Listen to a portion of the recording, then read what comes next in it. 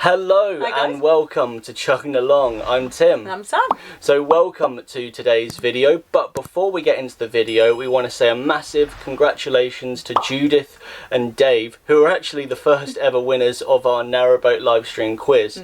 And they have got their boat built brand new from scratch and it is on the water now, so we want to wish you loads of luck on your new journey. We hope to pass you on the water soon. We'll have a glass of sherry. Yeah, for sure. You've clearly already got the knowledge to back it up to make sure you're going to have a great time. So yeah, well done guys. Well done. Today's quite a special video because it actually marks 1 year of us moving onto Marielle. And so in true celebratory style, we're going to take some time out to reflect on those experiences and to ask each other some questions. Well, yeah, exactly. And in true teacher fashion, we are getting the whiteboard out here as we play a game of truth or lie. Well, we'll be writing statements. It could get a little bit messy. We have to look each other in the eye and then we have to say whether we're telling the truth or whether we're lying. So this is all about every experience we've had about living on a boat for a year. Tim, tell us what's been your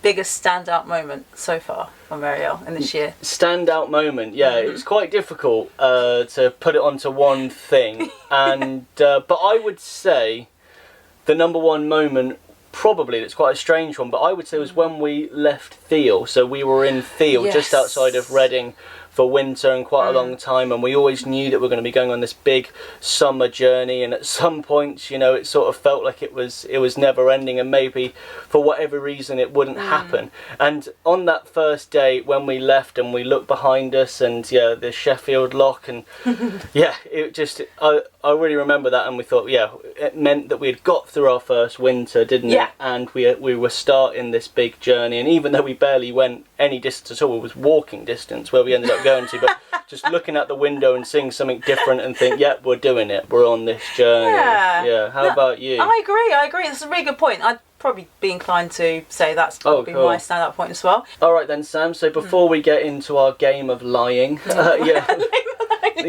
say, what do you think our biggest achievement has been in this year? So far, I think it's the fact we've stayed positive throughout this time. It's obviously it's not been the most easiest ride. You know, there've been situations that we've had to face and lots of new experiences. I think we've tried to go into that with a positive mindset, almost with a naivety of you know, whatever happens. Ignorance has been bliss on our part, really. And I think that's sort of gotten us through and helped us a lot. So definitely us being positive and staying positive throughout this experience, I think it's been our biggest achievement. No, that's a good shout, What about you? Obviously, making these videos has been such a great achievement, and being able to share them, obviously, with family and friends. And then now, we've got some subscribers, who we love reading your comments and everything like that, and it's been really nice to be able to document our journey, and even watching our earlier videos back, like before we made this video, we watched our 1 month cruiseversary video, and you just sort of forget about it. It's just so nice to have this document and to be able to have people as well that we've met, and we meet them in real life as well. It's just been so fun, and even the competitions, like the cooking competition and the race and everything like that. So I would say I think we can both be really proud of this, and we're very thankful as well for having all the videos to watch back as well. That's a great point. No, I agree with you on that one. So now it's that part of the video, the exciting times. Things are going to get very Lampard. They're going to get very frank as we play a game of truth or lie. So I'm going to go first. I'm going to write down a statement on here, and you can guess, and Sam has to guess if you think that I'm telling the truth or if I'm lying about our first year on board Marielle. Right, you ready, Sam? I am. I'm ready. Right, okay.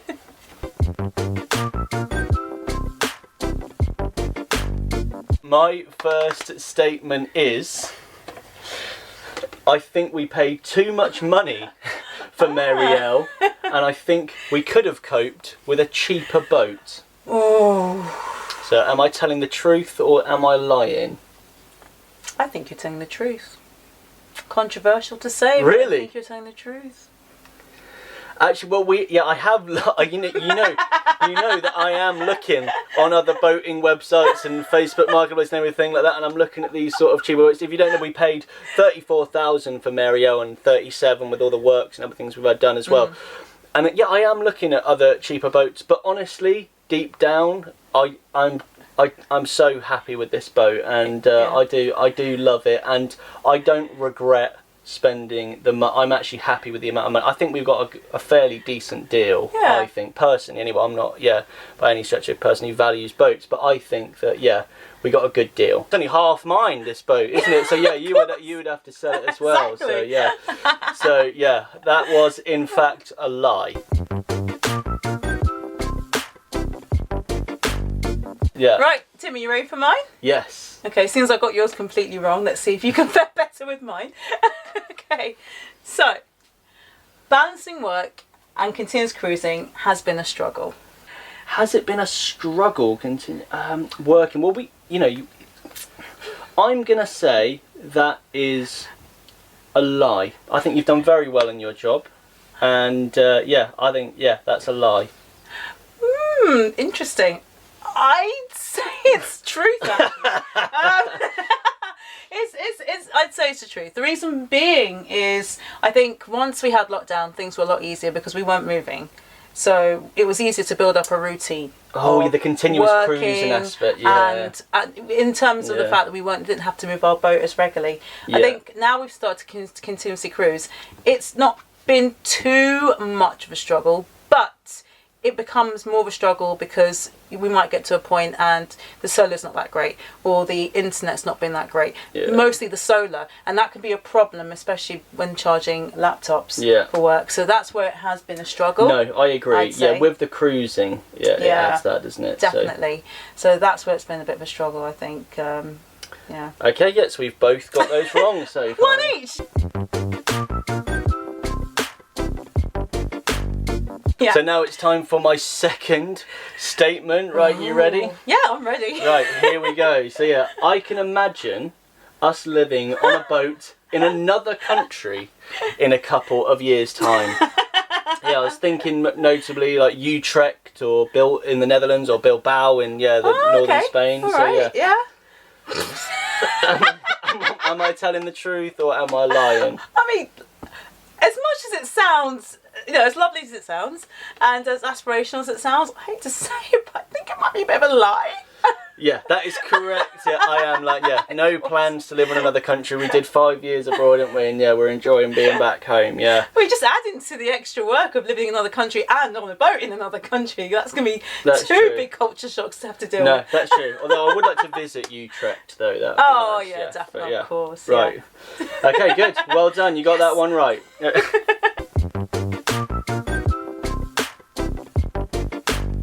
So now it's my turn. Yeah. You ready for this one, Tim? I am. Are you ready for this one, guys? Here we go. Ta. I think we will sell Marielle for a smaller boat. Yes. We did that. The things we would change about our narrowboat. We did discuss things like that, and whenever these things have been mentioned, you are very possessive of Marielle. Yeah. So I'm gonna say that is an absolute flat-out lie. You're correct. Yes. Yeah. You think smaller would be more difficult to live on? Do you reckon? I don't think it would necessarily be difficult to live on, but I think I always have this nervousness of sometimes the grass isn't greener on the other side. Yeah. And that some of the things that you might think aren't workable with your boat, you then get another boat, and then that's got a whole array of issues that you then have to contend with. We're getting to know Marielle a lot better now, and I think living with any quirks that she's got that don't necessarily work for us, it's just something that you kind of get used to, especially same as if you've got a house, you just sort of get on with it. Really, that's true. You adapt, don't you? Yeah, we've adapted. Exactly. So, yeah. All right. Good point. Good lie. Yeah. Well done.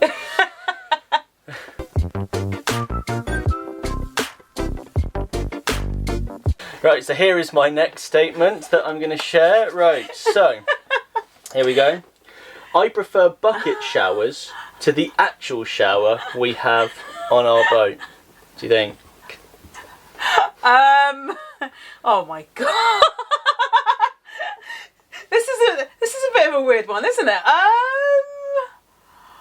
I'd say that is a truth with a reason. Okay, I might be completely wrong. Go on. I think it might be to do with saving water, and that maybe you like the idea of a bucket shower because you can save water a bit more. I don't know. It's definitely right. True is correct. Okay, you got that right, and definitely. Yeah. And originally, why we did it was to save water in winter. But now that we're continuously cruising and we have a calorifer that heats up the water when the engine's on and when we're moving, and after a long day's cruise, we've got normal hot shower. But still. Yeah, I prefer the bucket shower just because it's guaranteed how hot it is. You know, I heat the water up in the kettle, I mix it. Everything. Okay. I just like the guaranteed heat, and I know, I don't know, I've just got used to it. And on board this boat, I see the shower as a bucket shower, and I've got used to it, and I think it's just as effective. Don't get me wrong. I love a normal shower whenever a normal shower opportunity comes up, and I will take that with both hands. On the boat, I just see the bucket shower as our shower. Interesting. Even though the water does get quite hot, and the normal shower's okay for having a hot shower. It's just, there's something, exactly. I don't know what it is. There we go. That is just me being honest. It's because you handpicked that bucket, so you've got a personal connection to it. It is. Oh, and it's just, and it's not like one of those buckets where it's like, oh yeah, we use it for cleaning this and we use it. No, and that is the shower. It's like you do not use that bucket for anything else, and that is disgusting. You don't. So that's what I mean. It's not like, oh, we're using a dirty bucket. No, it is a bucket shower. That is what it is. It is a shower. Yeah. Just so to point that out.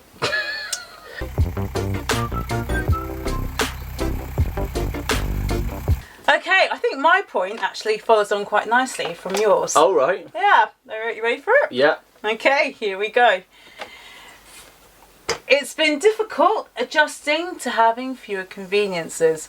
So, maybe a hot shower, and maybe having a toilet that you can just flush and other items like that. What would you say? I think it's been difficult to adjust to things outside. Like, we're used to living in cities, aren't we? We've lived in cities the whole time we've been together, That's true. Haven't we? Yeah. And I think that's been difficult, having less conveniences, and was sort of the lack of sort of transport that we've had. Well, of course we live on a mode of transport, but it's very slow. So it's So I think things like that. But I would say on the boat, I would say that no, that's a lie, and I think you've adjusted very well. Oh. You sound very sure, actually. The way you were looking at me, right dead in the eye, I think you adjusted very well. No, that is a lie. I think we have adjusted very well, actually, to living on board on a home that doesn't necessarily have those conveniences that you would have in a normal home. Okay, so here is my next statement. A nice short one. I still want a pet dog. Oh! Truth or lie? Okay, now, I think because we've always said that we would have a pet dog once we established a routine, and we haven't been able to do that because we've been continuously cruising, which makes it harder. We're on this journey to Llangollen as well, which makes things very difficult. It breaks my heart, but I wonder if you've had more time to reflect on this. Oh, I see, and maybe that's now a lie. Maybe you don't want a dog anymore. Oh, okay, I'll look at your face. No, you're wrong. It is true. I do still want a pet dog, but you are absolutely on the money about the routine. Obviously, right now, when we're in the middle of I don't even know how we would even get a dog now. We're in the middle of a towpath somewhere. So I think that's. But when we set up some routine and everything like that, definitely, you're absolutely right. So it's that is true. Do still want a dog. Not sure when it's going to happen though. Hopefully soon. Yeah. Yeah. So I was wrong, but at least the answer is one that I can feel happy about. There you go. There we are. That's true. It's win-win, right? Yes. Yeah. Good. Things are getting real now. They're heating up. Yeah. This next one. I have always felt safe on the canals. Ooh. I'd say that's a lie. Yeah, exactly. Yeah, I know you too well. Yeah, that is a lie. Yeah, I'm someone that's always thinking about safety. And when we were in theatre, although we do have locks and everything like that, there was boats around us that got broken into a couple of times. Yeah, we saw people scouting out boats and we heard stories. And obviously, yeah, I want to protect both of us. And safety is very important for me. Before we were, in China, which is incredibly safe, in terms of, violent crime and robbery and things like that. It's virtually non-existent in comparison to how big the population is. So something we've been thinking about, and but I think I've got better as time's gone on. It's just I've always kept those precautions and everything like that. Are you ready for my last statement? I am ready, yeah. Right, brace yourself. This could get real. Alright, go on Okay, then. here we are. So, Narrowboat life has improved our communication, obviously as a couple. Right, okay. Yeah, I think that's a fairly easy one to answer, isn't it? Yeah. Obviously, before, I think our life, the main thing that we would have to discuss would be, which street food stand we were going to meet up and whatever. So, this is just to open it up on a whole other level. So I would say that is true. Yeah, absolutely, 100%. And you hit it on the head there. There's been so much more that together we have to work on in order to actually just be able to move Muriel from one place to another. Yeah. You know, be it mooring up, be it going through locks, or just general boating activities in general.